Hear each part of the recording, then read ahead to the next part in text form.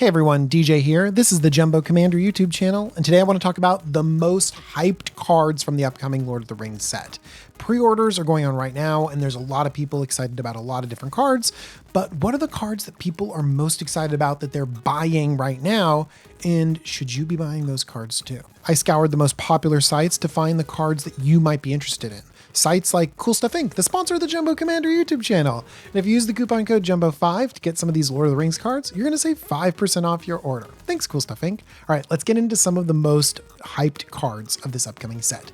The first one is Merkwood Bats. Merkwood Bats is 3 and a black for a 2/3 flying bat. Whenever you create or sacrifice a token, each opponent loses 1 life. I created a short on Merkwood Bats talking about how insane it would be because there's so many treasure creators and clue creators and food creators, or just going wide with tokens. I mean, Chatterfang decks, honestly, I've talked about this before, and you can imagine all of the treasure you can make. All of the squirrels that you can dump on the battlefield and the damage you can do with these bats. It's going to be really good. And so if you have a deck that can leverage tokens, you need Merkwood Bats. I'm also not going to talk too much about pricing because pre-order pricing is like all over the place. And this set's going to be opened into oblivion because Lord of the Rings is awesome and it looks great. And so cards like Merkwood Bats is just their price is going to plummet because this is a common selling right now for like 90 cents, foils nearing $3. Yeah, it's a common. Like, people are going to open this up like crazy. Let's talk about another hyped card in Reprieve. 1 and a white for an instant, return target spell to its owner's hand, draw a card. Remand in white. Is Remand played in Commander? It is kind of, but it's definitely not as good in 1v1 because Remand is a tempo card. It basically says, I'm not going to get rid of the threat. I'm just going to postpone it until later. Commander is a long game and a big mana game. And so just buying yourself a little bit of extra time by making your opponent spend double the mana on something might not be enough to make it worthwhile in Commander. This is going to be tried out in a bunch of different formats. I also guarantee that this is going to create some blowouts in my cube because white has the ability to kind of get underneath a lot of threats, be aggressive, and then Reprieve can just buy you that extra turn to be that much more aggressive. You can see how that doesn't sound that great in Commander, where tempo is definitely not as strong.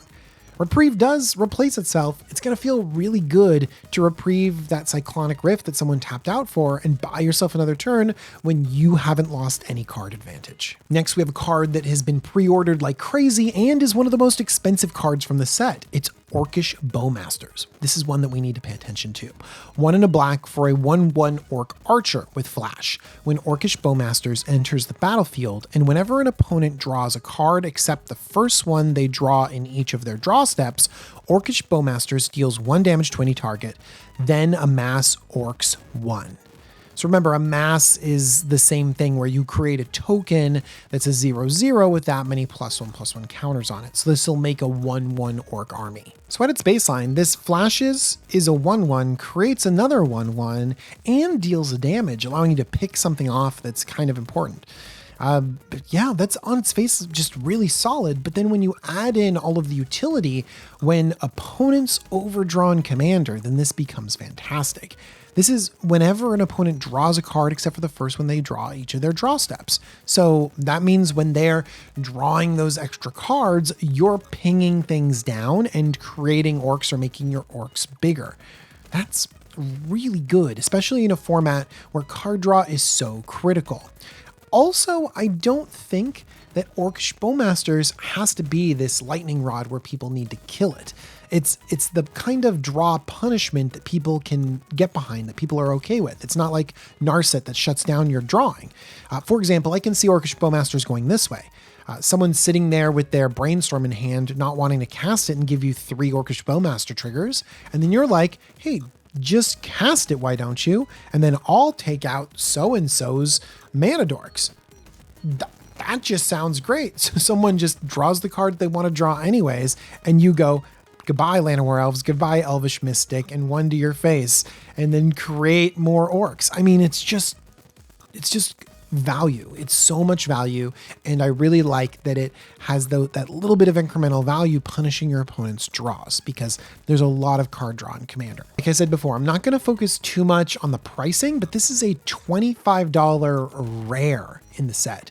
So a lot of people have targeted Orcs Bowmasters as the chase card that people are going to be putting in their decks. And I think it is, because I think it's great. Let's change gears to a budget card. How about Rise of the Witch King? This is 2 black green for a sorcery. Each player sacrifices a creature. If you sacrificed a creature this way, you may return another permanent card from your graveyard to the battlefield. Okay, the edict effect on this is not too spectacular. Like Innocent Blood makes everyone sacrifice a creature and it costs a single black mana. That's not good. So we really want to focus on the reanimation effect of this. You know, what are we getting back for 4 mana?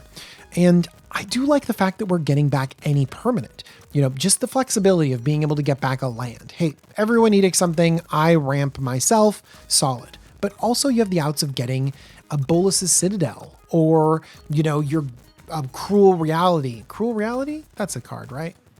Yeah, Cruel Reality. Man, that's what I would want to get back.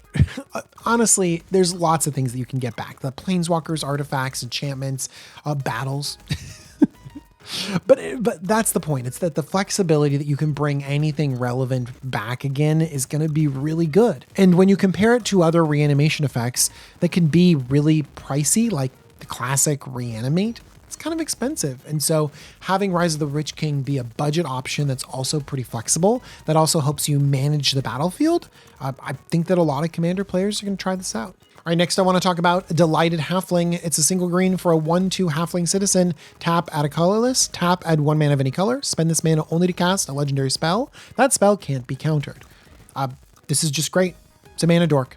Mana dorks are great. And then giving you protection from counter spells is fantastic. This can go in almost any deck. You don't have to be legend focused for this to matter. Obviously, it helps fix you if you're legend focused, and so it becomes really, really good. But how often do you want your commander countered? You know, just use Delighted Halfling to get it onto the battlefield. So this is just great, which is why everyone's excited about it and why it's got a pretty high price tag. All right, the last card I want to talk about that has showing a ton of hype in pre-sales is the Mythic Last March of the Ents. Last March of the Ents is 6 green for a sorcery. This spell can't be countered. Draw cards equal to the greatest toughness among creatures you control. Then put any number of creature cards from your hand onto the battlefield. Oh my gosh. So obviously you want this in Toughness Matters decks, but you can just have a couple big creatures on the battlefield and March of the Ents will draw you a bunch of cards and let you just dump your hand tons of creatures onto the battlefield. People are comparing this to Rishkar's Expertise, a 6 mana sorcery that has you drawing cards equal to the creature's power, like the greatest power, which makes sense in green, and then lets you cast a spell mana value 5 or less. I mean, and Rishkar's Expertise is fantastic. It sees its price tag going up and up and up and up, and then only gets tempered by continuous reprints in Commander sets. I mean, just reprinted in Forgotten Realms Commander, Neon Dynasty Commander, and New Capenna Commander, and still has around a $4.50 price tag. That just goes to show how popular and powerful this type of card is. And Magic's a big mana format, so even though I'm a little bit skeptical about paying 8 mana for this, I love that it can't be countered. And the big splashy nature of just, oh, I'm not just playing a 5-drop or even a 7-drop. I'm putting multiple big creatures onto the battlefield. It just feels fun. It feels fun. I really like it. These cards that I mentioned here were showing a lot of interest across different sites, and I think that's why I targeted them specifically. I also felt that some of them weren't really being talked about, even though they were being bought heavily, which is kind of an interesting thing to explore. Tell me, what are the cards that you're going to buy from this set? What singles fit in your Commander decks?